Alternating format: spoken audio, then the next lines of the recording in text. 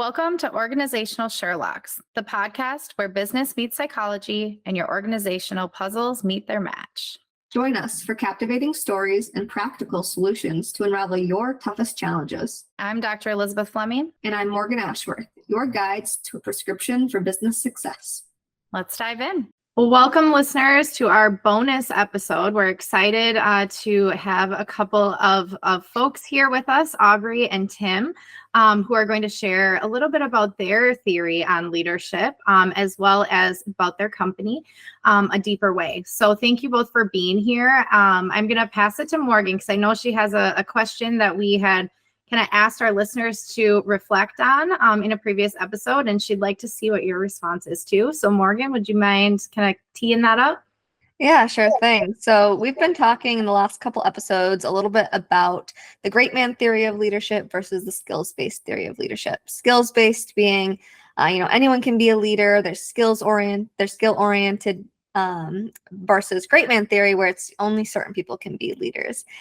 We ended our last episode kind of leaning towards skill-based, but still is wondering if there's a potential for great man theory to be important. So Aubree, Tim, tell us a little bit about how those two theories resonate with you guys. Okay, I'll jump in first. Fascinating question too. I think I have not personally thought about this before, actually, but my innate pull is really mixed. I can feel like, well, we can all learn the skills, but then thinking, I actually thought of our kids and seeing them kind of just kind of become more and more themselves, I think, and seeing things in them, but some leadership qualities, I think, even as children, that they innately are drawn to. But I also don't feel right about just jumping into that camp because I feel like leadership is so big and so broad and diverse, and we need diverse leadership, and we need different ways of being a leader. And I think there are some core skills that no matter who you innately are in how you show up and what you bring to the table, there are always some core skills that we're still refining as humans, as we're growing and learning more about relating with others. I think that's the fascinating part of I can think I'm a really good leader and think I'm a really good natural leader too, but I haven't sat at the table of every different scenario that leadership is needed for. Mm-hmm. And so that's where I get stuck, where I might not be the best leader in this other scenario. And I think there's a continuous growth and learning that I want for our society to keep striving for, and not just rest on I'm naturally good at that, and so I don't need more. That's what comes to my mind initially. So thanks for that's a good point, Aubree. I guess I hadn't really thought about it in that way either, of kind of this idea of, if you coin someone as being kind of a natural leader, do you then in some ways kind of, I don't know, not prevent them, but could it lead them to not want to grow more? I hadn't thought about it in that way. You know what I mean? Yeah. I mean, the way I think of it though, if someone's a natural leader, I feel like there's someone that naturally would be seeking out more in a sense. So I think maybe there's an aptitude towards curiosity. Yeah, I like that. And maybe those soft skill aptitudes and their personality traits in a sense is what drives it. I definitely think it's a mix of the two myself. Though I tend to lean towards great man, but I still question it because they're theoretical. Yeah. What about you, Tim? So much for starting the podcast off with a softball down the middle. Great question. some things that were coming to my mind as I was like frantically trying to remember what I've learned about great man theory and skill-based theory. I think about this kind of sense of fixed or neuroplasticity, right? Can we learn? And when I think about skills, I tend to think about them as things that we can acquire along the way. And as in the work that we do, when we kind of assess leaders on where they're at in terms of their personality patterns, their cognitive system skills, and then as well as their acquired acumens, things that they've learned along the way and experiences they've had, and as they put those things together, we do know that we can add cognitive skills to our toolbox. We can practice things, we can build those things, we can actually increase our assumptive thinking, our inferential thinking, we can increase our capacity to evaluate and analyze information, as well as improve our decision-making skills. And all three of those things are necessary for being a good leader really in any environment. And then acumens, those things are always growing and developing. So those two things get me to think I probably would lean more toward the skill side. The first question that came to mind when I thought about the great man theory was, where are they today? I also get a little hung up on great man and kind of leads me to systems of hierarchy and dominance and things like that, which you're probably not looking at. But the core of that is are people innately born with tendencies or patterns or interests or things like that that might lend themselves more toward enjoying and kind of gaining energy from being in a leadership role. When we talk about personality, we kind of think about it in a very stuffy scientific term or way. Humans as wind-up toys. So what we do, how we think about it is, we've all got a little thing back here. We wake up in the morning, you wind Tim up and let him go. Where does he end up? He usually ends up in fascinating spots on Fridays with like a sweaty liquor store hat on and a flamingo shirt on a podcast. And that's where he is. Who knew? So I think that great man person theory, there's some things about it that some of people's patterns, you wind them up and let them go.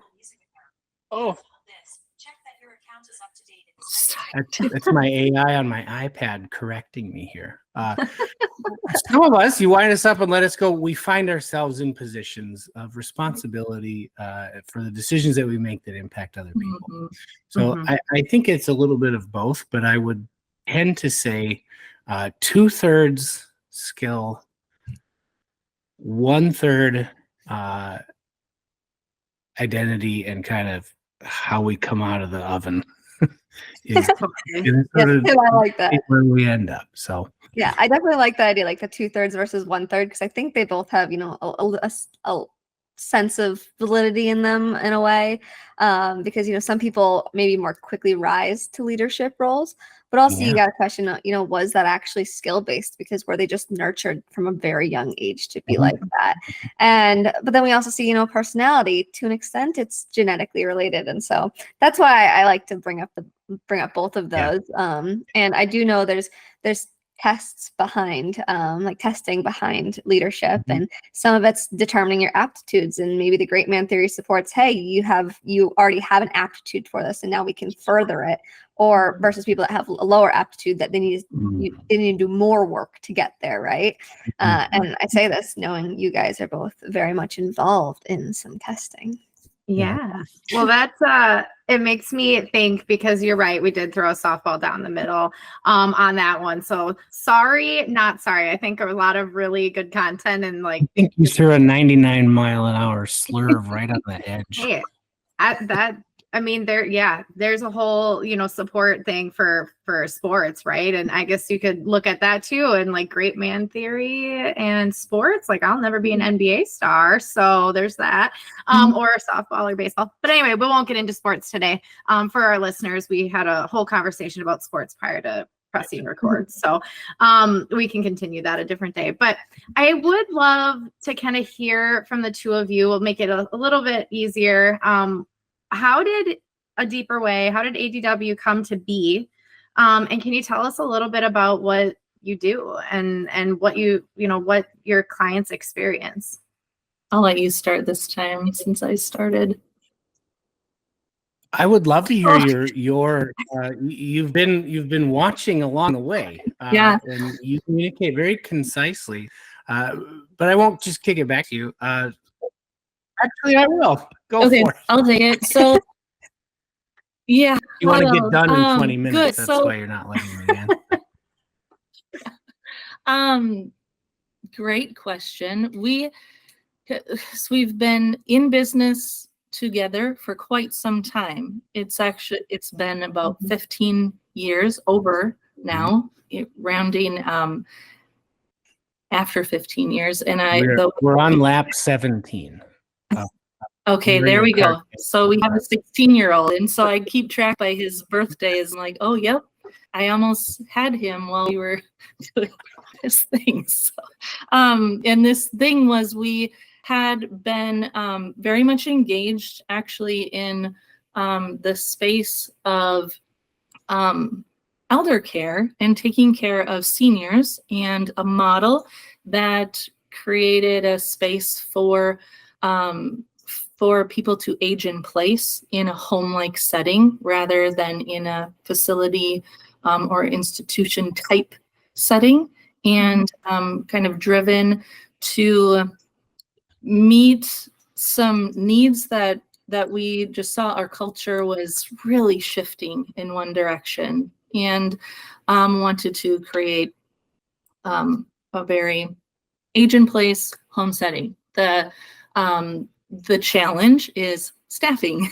and at the rate just turnover, and how to address the diversity within healthcare, all of these things that we realized in our staffing, and the support that they also needed.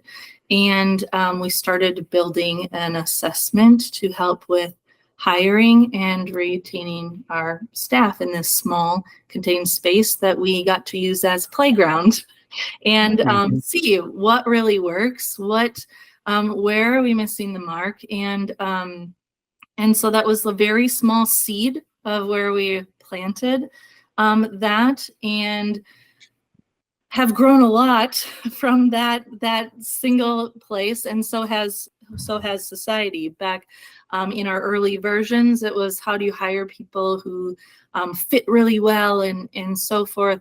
And at that time, applicant flow was massive, and now it's really narrow. And yeah, so we went through those changes. So we've changed our business model and so forth, and what our focus is many times over. However, we've had this steady stream of, we have this assessment and we know that it's very powerful, and how do we make it more relatable and helpful in this leadership space.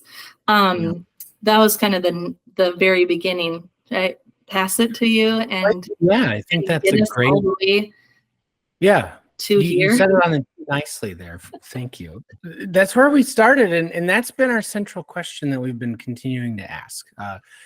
We were actually just talking about this just the other day, kind of reflecting back on the trajectory of the last 15 years or so. And at the core has been, we have this assessment, we have this insight. How do we translate it into something that's useful to organizations, people, leaders, etc.? How do we, obviously monetize that value, and then let's create a business structure around that after. That is not a recommended way to like scale a business real fast. How we kind of have sort of thought about our business is like, we ran this thing sort of as an R&D department for a decade and a half, which again, there's some advantages to it long term. We've learned a lot of stuff, and we've always asked those questions. We have this insight: how's it valuable? How do we use it and make it useful and relevant to people? We've learned a ton of things along the way. With that, how does it apply to leadership? Right? How do we kind of understand from a leadership perspective, and how do we equip leaders with kind of a knowledge of the tools that they're bringing into their role that they're in, just getting acquainted with the inventory of tools that I have. That particular exercise, leaders don't really do very often, right? We start a job, we sit in the seat, and we start working. Some of the things I say to leaders when I'm giving them feedback on all of their unique assets that they have, that they bring into their role, when I have them walk through all of those assets, they're usually kind of surprised, and they say, I haven't really stopped and taken the time to do that. I explained to them, I said, if you were to like build a workshop and start building widgets, what's the first thing you do? Well, I figure out all the tools that I need, right? And so we'll do that with external tools that are in the physical world. We'll sit down and take inventory of that. And that's such a essential practice to build a workshop to make stuff. And I think probably the theme of these 15 years, other than the R&D part of it, has been, how do we help leaders kind of pause and take a look at those tools that they're bringing with them here in this world? It's not out in the physical world, but it's just as real. So what we have always aimed to do is the insight that we're giving leaders, how do we make it real for them? When we do that well, we kind of grow our business in that area. When we aren't, we've got to kind of repoint and refocus where we're at. So we've had a number of focal points and things where we've kind of shifted. But I would say, just kind of building on what Aubree shared, from that little seed of an origin story, we've had some really fun experiences along the way, but we find ourselves here in this spot now, asking the same core question: how do we take this insight, make it real to people, and then help them apply it in ways that are relevant to them?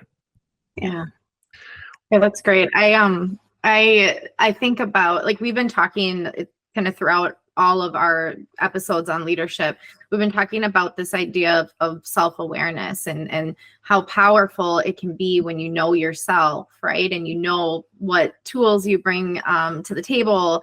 And even this idea of, there are areas for me to grow, and knowing what those areas are, and then being intentional about doing something with it, you know, and developing in that way.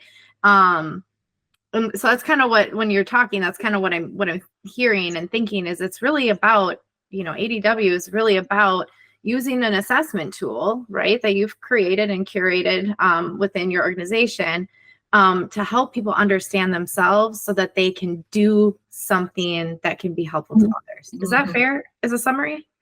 Yeah, excellent. And a lot of time, actually, we utilize an identity model that really helps explain our tool.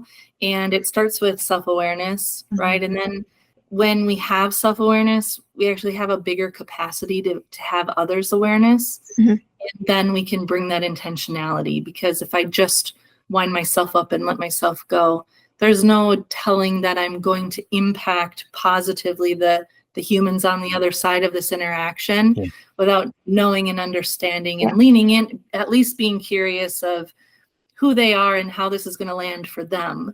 And I think, again, as a society, we can see some really big ways that that's not helpful to ourselves up the toe, and it doesn't matter how the other person receives, but I think we have a responsibility in knowing how that lands, and then bringing that intention. So. Yeah. I mean, on the flip side, I think by not knowing ourselves, it has the potential to even be harmful, right? When we do, like you said, wind yourself up and let yourself go. I mean, I can think of interactions I've had, and I'm sure all of us can probably think of times where we think, wow, that was awful. Like, why couldn't we have just said it a different way? You know, like, or talked Mhm. about it differently. And rather than it being about I mean, I'm guilty. Sometimes I think, wow, that person's really mean. But then other times I think, well, maybe they just don't know themselves, right? Or they don't know. Or they Yeah, haven't taken that time. Yeah, and so that's one thing I definitely see, Elizabeth, and that's something like I tend to ponder over, especially when I think of great man theory. That's why I bring it up, is because some people, now Aubree, you're the second person to bring up intentionality for us when it comes to leadership, which I love, because self-awareness, intentionality, those two together is what makes someone a great leader, right? If they're obviously have good intentions, but then other people, they can't read the intentions that they even have, and those are the individuals that I feel need the most development or need to test for their self-awareness, because they're the ones the issue. Have you had to attract individuals like that to take your test to try to, push them to improve themselves? And organizations will try. Those usually start off as not the most fun starting point of well, this person, you please help them, because they're just, and again, who knows where intention sits, right? And so maybe they're doing the best they can with what they have. When we're flying blind, we're not doing well, right? Typically. And so it's hard to fly blind. But so yes, we do end up with some where, and I would say, even with my experience, and probably you too, Tim, can speak to this, when we get those and we're kind of like, oh, how is this going to go?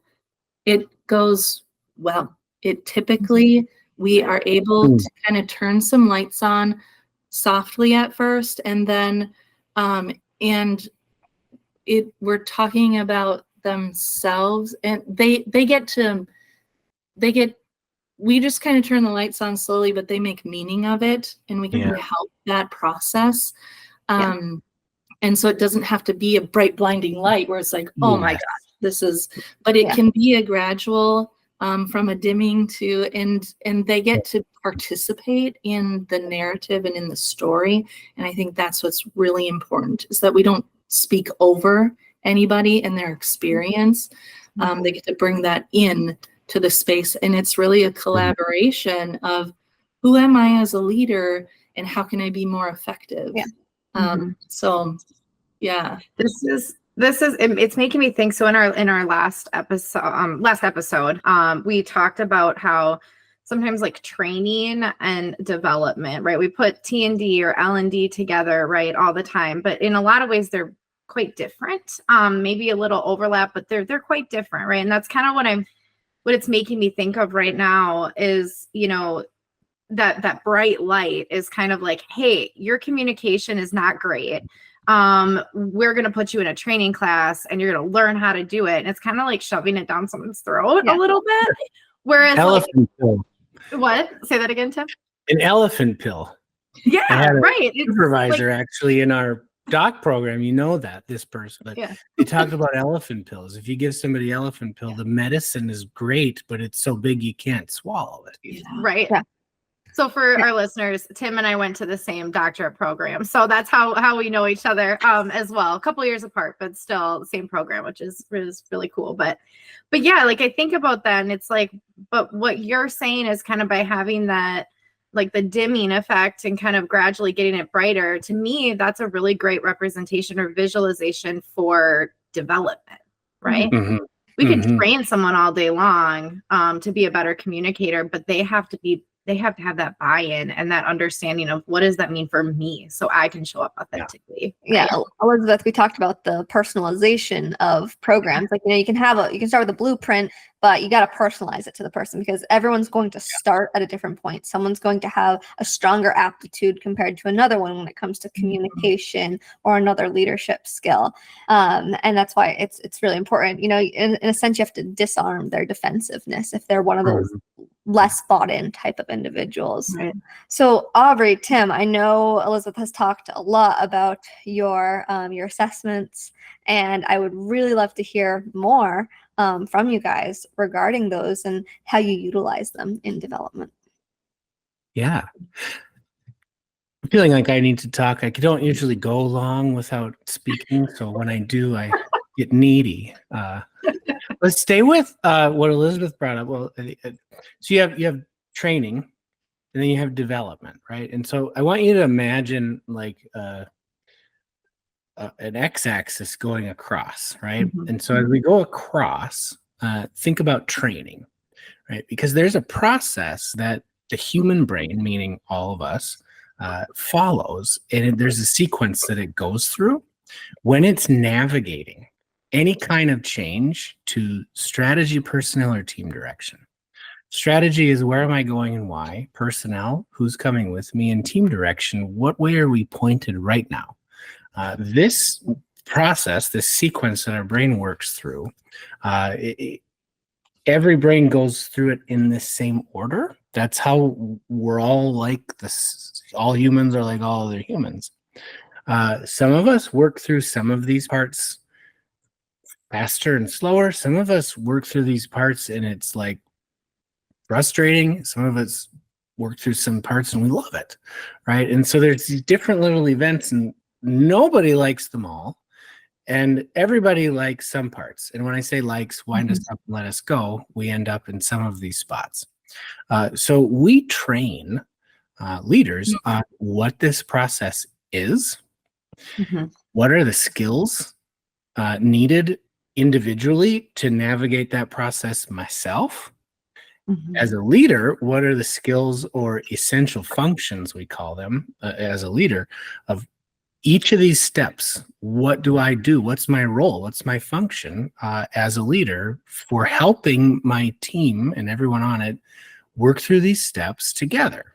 So we do a fair amount of training on the process. We usually deploy this training virtually or in person in kind of a workshop setting, and we walk teams through this.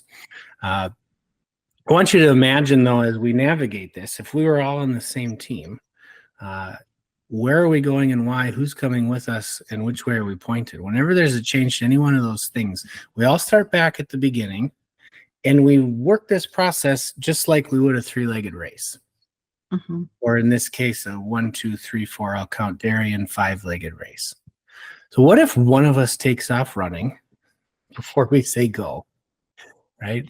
What's going to happen? You can imagine, right? If you're a leader right now listening, you're like, oh, yeah, I can think of examples of what's going on with my team. So we have that going across. Then when we go down, we think of development, right? And so I think of development here, identity development.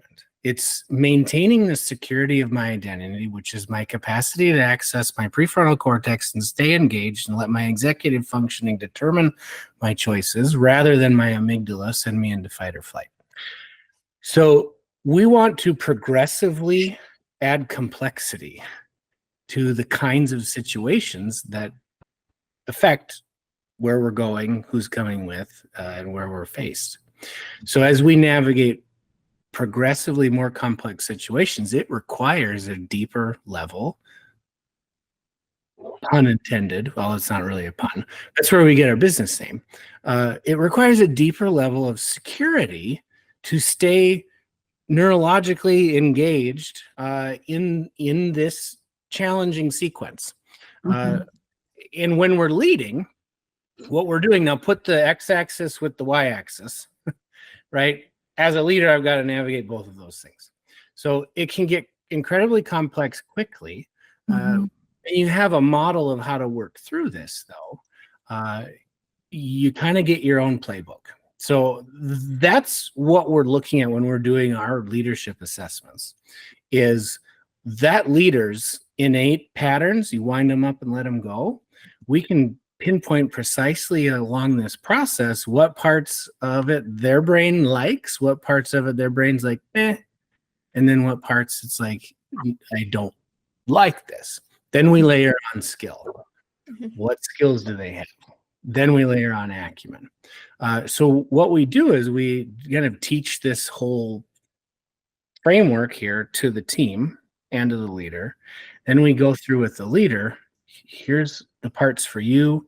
that you just are going to do naturally. So keep doing it.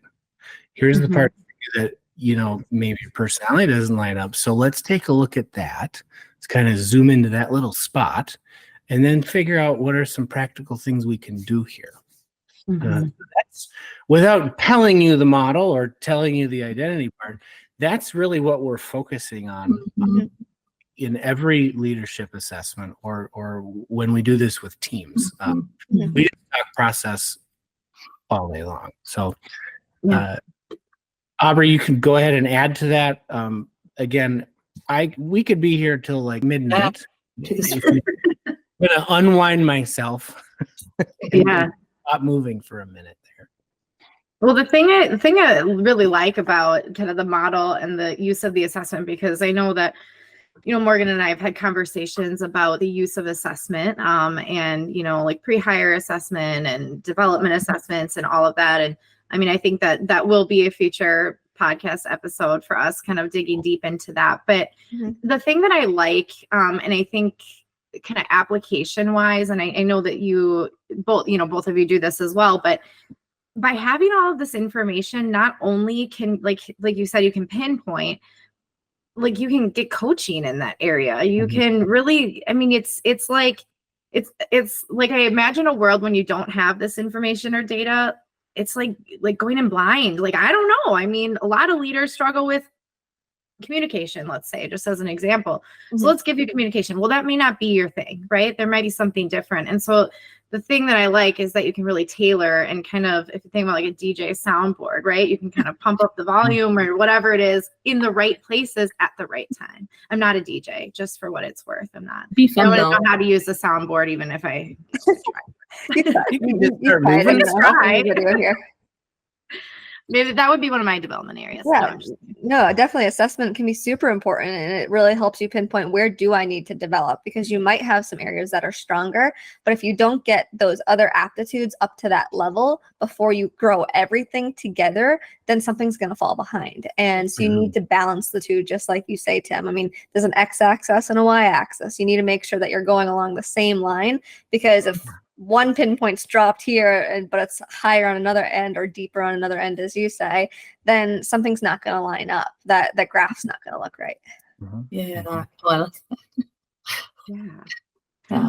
Well, so you were saying something a little bit ago, Aubree, and it made me think of like the word that popped in my head. If I could have like a visual word situation, it was bias, and kind of, and I can't, and it. Yeah, like just kind of that we all bring this bias into play. And I know that, diversity, equity, inclusion is a huge part of what you all do. And it's something that you thought a lot about as you were developing this assessment and the model and all that. And I'm curious if you can speak to that a little bit, because I think it's something that's so needed in our world today. And this sense of belongingness. And I know we're talking about leadership, but maybe it applies.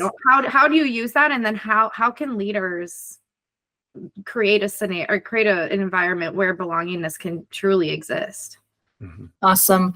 I'll start with this. I'm going to hand it to Tim. I just want to. I get like, I also a little bit of just that burn of like, we could be doing so much better as a society and like organizations, and also brings to mind, like, one of the reasons we bring this to the workplace is that Americans spend most of our time inevitably at work. And so how can organizations create this place that people want to be at and want to be together and want to accomplish things together and want to collaborate even when it's hard. And when we have, assessment, I think has done, I was going to say they've gotten a bad rap, but no, they've earned it. Used assessment in a really damaging way. Like most humans are really good at taking something that could be really good and making it like, wait, what? That's not what it was for. Yeah. Right. And we start dividing, and we start making things divisive rather than bringing unity or opening the doors to all to be. And we get really stuck there, I think, as humans. And but what I really am passionate about for our assessment is that it needs to be approachable, and the data and the insights that we find from it are for good, are to help people come together, not go apart. And there's some structures in place to stay accountable to that. And then also within the tool itself, but then also how we teach people to utilize the information is also a really big part. And I think too, innately, we're taught like leaders are good. Like people get really nervous about taking an assessment because it's going to tell me I'm a bad leader. And we put these kinds of traits on a pedestal for the leaders that get followed the most and so forth. And we don't talk about it that way. And you can take two leaders and look at their assessments side by side, and they could both be very successful, and their scores are wildly different. And in some ways, that is the diversity that shows up, and that's really needed in the workplace.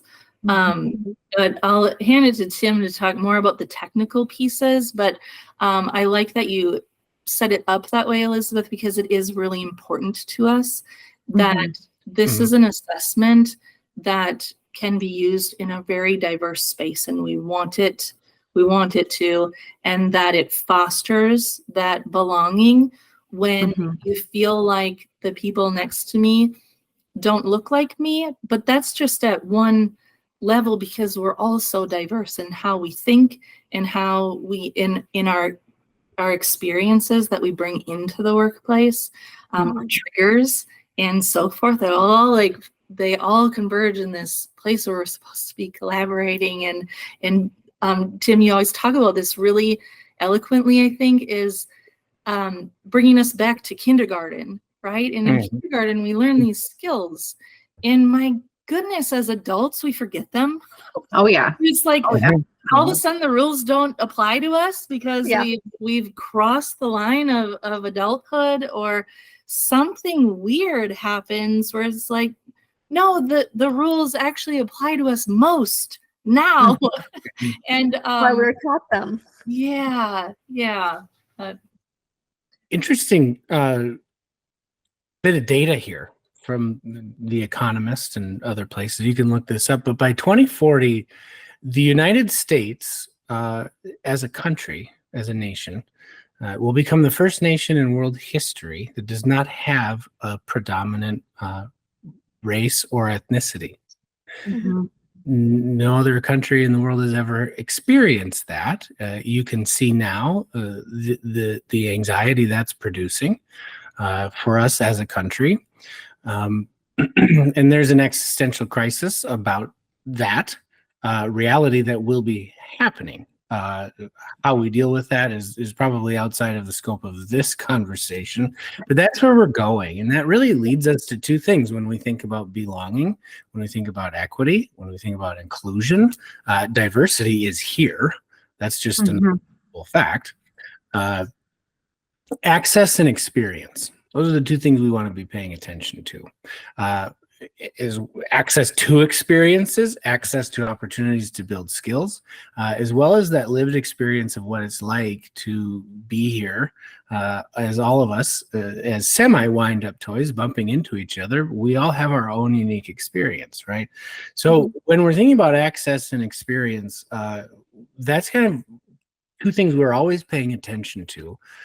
when we are giving feedback one-on-one to a leader on their results, when we're looking at systems of how to build a sustainable talent pipeline, when we're talking about organizational values, who do we want to give access to what to, and what experiences of our employees are we looking at, right? So we're already doing all of that kind of stuff in the field. How we think about that, and one thing that's really informative to us as a practice when we talk about assessments in terms of what's my individual experience like of having gone through one, really cuts. An assessment is either the starting point of a journey and can be helpful and is a launch pad. That's a very useful, helpful way. Right. And there, the assessment's on the ground. That's the starting point, and you get to jump off of that. You are the human that takes this information and makes use out of it. As to Aubree's point, we will look at leaders and assess them, and two of them might be almost equally excellent candidates for a position, but we look at their patterns and they're wildly different because there isn't a singular cookie cutter way of how to design up a human to make them the best leader. So assessments as a starting point. The other side, and this is where I've talked with lots of people, and hopefully we can give a little bit of healing one person at a time. When assessments have been talked about as the end point, right? This is who you are. Here you go. Right? And that's the top down. It feels maybe good for a second when you're the person who's got a little bit more information, so you got a little bit more power, you can tell somebody something they didn't know. But when I approach my conscious interactions with that frame, I stop all growth, right? So we all know what it's been like to have been talked down at or to. And when assessment data has been used to go, here's that, right? This is going to limit your growth, your progress. There's millions of people in the world who have had an experience like that. And do you swear on your podcast? I don't know. That's Okay. that's bullshit. When people use that assessments for that, it's BS. And quite frankly, it's wrong. Yeah. Right. So assessments as a starting point really opens the door for where we can go. Access and experience. So now I want to give you those little sequences for the training, this process here, because it kind of talks about and highlights how do we create a sense of belonging for every single person on our team. So change strategy, personnel, team direction. Very first thing my brain does, and we learn this, as Aubree said, at the kindergarten level. So I'll give it to you that way first. Why am I doing what I'm doing? Brain has to figure that out, right? You know what it's like for yourself? I do. When I know that answer, I keep going. When I don't, it's stressful. It's distressing. Everything goes to figure that out, and maybe I figure it out and I keep going, or I exhaust myself, and then my brain goes, I have to disengage. So as leaders, how do we help that, right? How do we clarify that? Skills here, right? Access to the answer. Why am I doing what I'm doing, right? So if it figures that part out, goes to the next thing, right? So now that was like the first day of kindergarten. Why am I being dropped off and abandoned by my caregiver? That's how it feels for a lot of kids. What the heck? Oh, you're here to learn. Okay, fine. I'll be here to learn. Next thing. Am I safe and free to do it? That's the very next thing our brain is navigating. And it's looking at all sorts of nonverbal and verbal and cues in its environment. It's scanning it across a little chip in our brain, and it says, okay, I am free and safe to do this, or I'm not, right? How we construct the answer, the stuff we're paying attention to, right? The process is the same for everybody. How we're constructing that answer is unique to each one of us. So as a leader, we've got to figure that out. What's imprinted on every person's trust and respect chip in their brain. Figures that part out, it goes to the next thing. What do I need to give? How much of my work do I need, of my effort do I need to give? What about my resources do I need to give? Figures that out. It goes, what do I need to ask the other people for?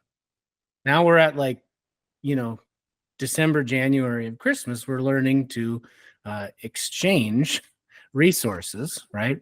Here are the scissors. Can I have the construction paper? Here's the glue. We're going to do this. So that's giving and asking. And we need to learn those skills. Then we go to share, right? And now we do show and tell by January.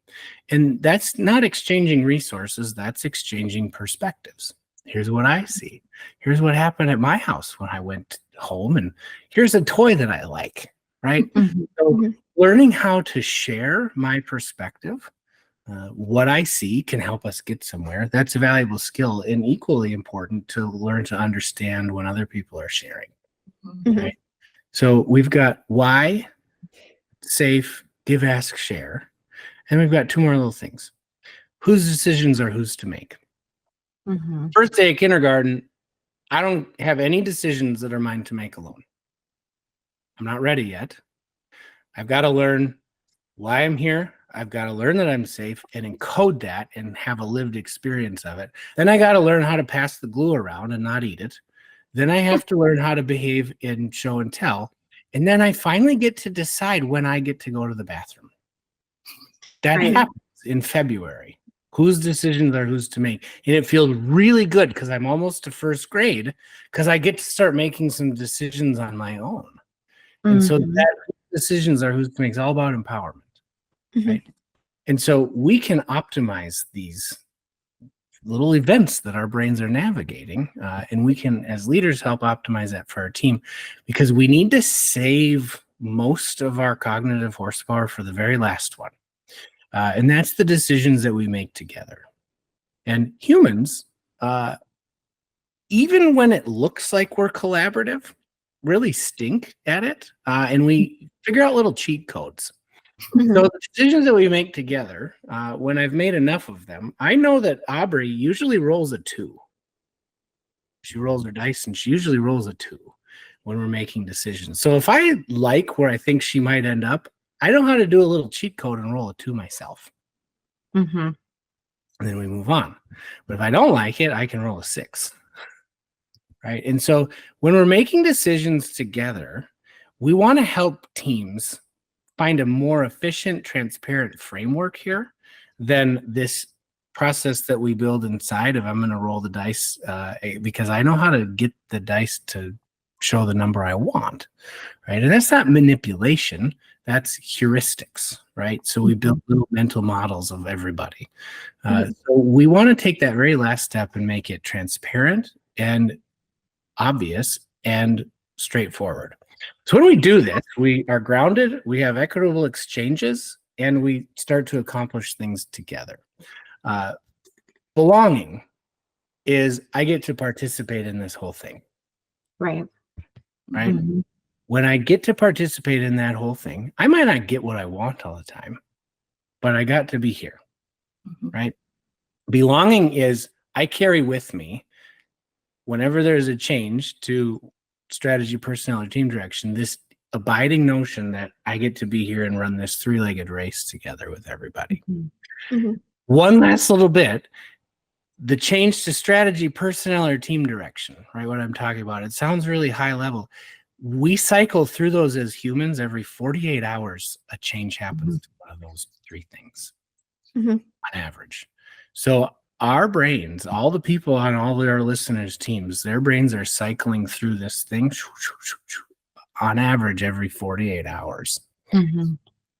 So when we think about belonging, right, and a sense of getting to be here, who has access to participate in all these steps, right? So we get to that, whose decisions are whose to make. Well, I decide because I said so and I drive a Dodge Stratus. Well, people that look like that guy have an implicit message that say they get to participate. People that don't look like that guy receive a message that says, I might not, right? And it's the I might not part that is like the 80% of the gray area that we've got to sort out as a country sooner than later. So Mhm. those are things I think about that I try to like weave into my feedback when I'm talking with leaders and groups and teams. Yeah. Hopefully that wasn't too soapboxy. I will step down and help with that. Love the monologue, Tim. Well, You did that was an the first amazing time. job. Now, that was just kindergarten. Yeah.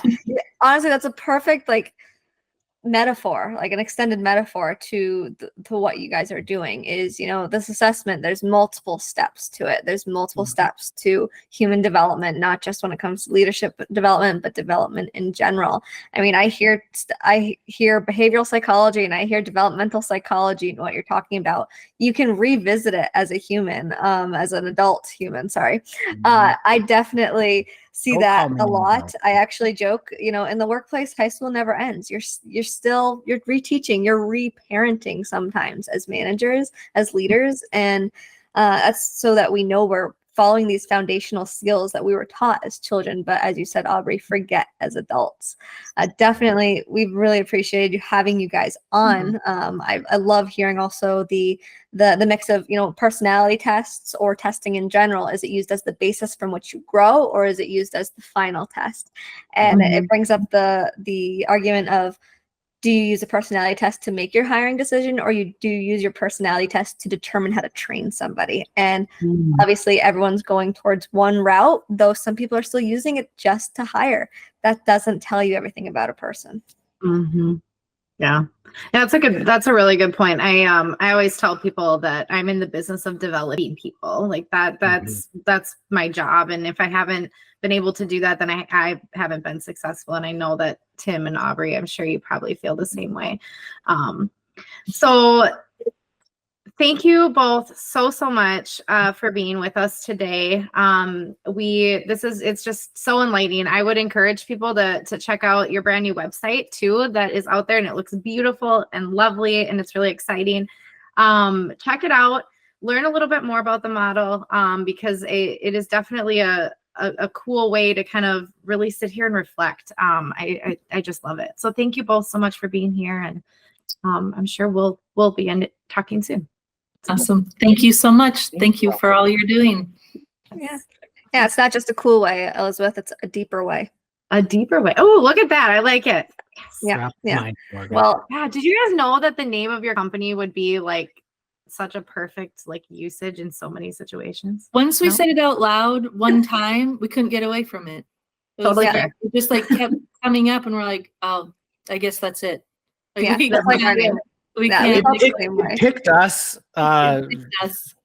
for better It's like or a worse. puppy when a puppy picks you, right? Okay. Yeah. Anyway, we should let our listeners get back to their day. But thank you again. We appreciate it. Thank you, much. Tim. Thank you, Aubree. To our listeners, stay curious, and we'll see you next time. Bye. This concludes another intriguing episode of Organizational Sherlocks. I'm Elizabeth Fleming. And I'm Morgan Ashworth, reminding you that the journey to success is an ongoing investigation. Stay curious, stay strategic, and keep utilizing insights to decode your business mysteries. Join us every other Tuesday for your next Whodunit. This is Organizational Sherlocks, closing today's case.